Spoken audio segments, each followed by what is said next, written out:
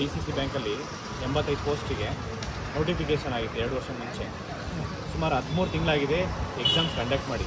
ಅದ್ರದ್ದು ಇನ್ನೂ ರಿಸಲ್ಟ್ಸ್ ಬಿಟ್ಟಿಲ್ಲ. ರಿಸಲ್ಟ್ಸ್ ಬಿಟ್ಟು 85 ಜನನ ಅಪಾಯಿಂಟ್ ಮಾಡ್ಕೊಳ್ಳಿ ಅಂತ ಹೇಳ್ಬಿಟ್ಟು ಇವತ್ತು ಮನವಿ ಕೊಟ್ಟಿದ್ದೀನಿ CP ರವಿ ಸರ್ಗೆ.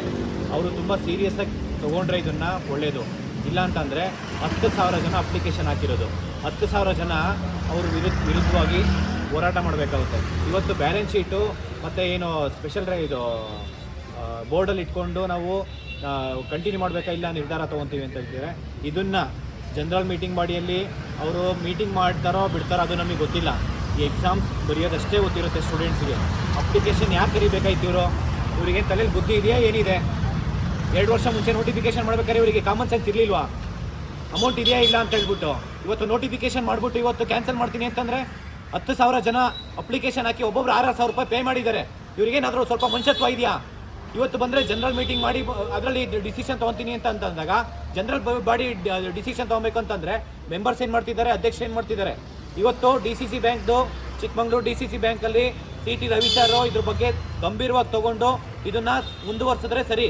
85 ಜನಕ್ಕೆ ಕೆಲಸ ಕೊಡಬೇಕು ಅಂದರೆ 85 ಜನಕ್ಕೆ ರಿಸಲ್ಟ್ ಬಿಟ್ಟು ಇಂಟರ್ವ್ಯೂ ಮಾಡಿ ಅವರಿಗೆ ಕೆಲಸ ಕೊಡಬೇಕು, ಬಿಡಬೇಕು. ಇಲ್ಲ ಅಂತಂದರೆ DCC ಬ್ಯಾಂಕ್ ವಿರುದ್ಧ ನಾವು ದೊಡ್ಡ ಮಟ್ಟಕ್ಕೆ ಹೋರಾಟ ಮಾಡ್ತೀವಿ ಸರ್. ಯಾವುದೇ ಕಾರಣಕ್ಕೂ ಬಿಡಲ್ಲ. ಯಾಕೆಂದರೆ ಇವತ್ತು ವಿದ್ಯಾರ್ಥಿಗಳ ಭವಿಷ್ಯ ತುಂಬ ಇಂಪಾರ್ಟೆಂಟು. ಇವ್ರಿಗೆ ಮಾತ್ರ ಟೈಮ್ ಟು ಟೈಮ್ ಸ್ಯಾಲ್ರೀಸ್ ಎಲ್ಲ ಅಲೋಯನ್ಸು ಮೇಂಟೆನೆನ್ಸ್ ಎಲ್ಲ ಇವ್ರಿಗೆ ಕರೆಕ್ಟಾಗಿ ಟೈಮ್ ಟು ಟೈಮ್ ಬರುತ್ತೆ. ಇವರಿಗೆ ಕರೆಕ್ಟಾಗಿ ದುಡ್ಡು ಇರುತ್ತೆ. ಸ್ಟೂಡೆಂಟ್ಸಿಗೆ 85 ಪೋಸ್ಟ್ ಫಿಲ್ ಮಾಡ್ಕೊಳೋದಕ್ಕೆ ಇವ್ರಿಗೆ ದುಡ್ಡಿಲ್ಲ ಅಂತಂದರೆ ಯಾವ್ದು ಇದು ಲೆಕ್ಕಾಚಾರ ಇವ್ರಿಗೆ?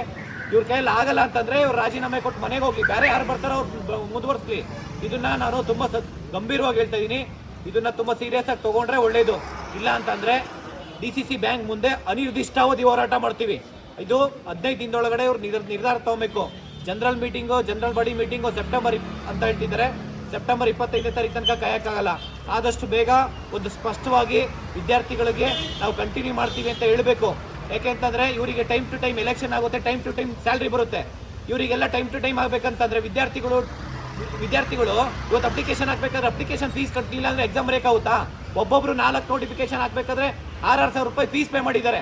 ಏನು ಇವ್ರ ಮನೆಯಿಂದ ಕೊಟ್ಟಿದ್ದಾರೆ 6,000 ರೂಪಾಯಿ ದುಡ್ಡು? ಮತ್ತು 2 ವರ್ಷ ಇವರು ಎಕ್ಸಾಮ್ ಬರೆದು 13 ತಿಂಗಳು ವೆಯ್ಟ್ ಮಾಡಿದ್ದಾರೆ. 13 ತಿಂಗಳು ಸ್ಯಾಲ್ರಿ ಯಾರು ಕೊಡ್ತಾರೆ ಇವರಿಗೆ?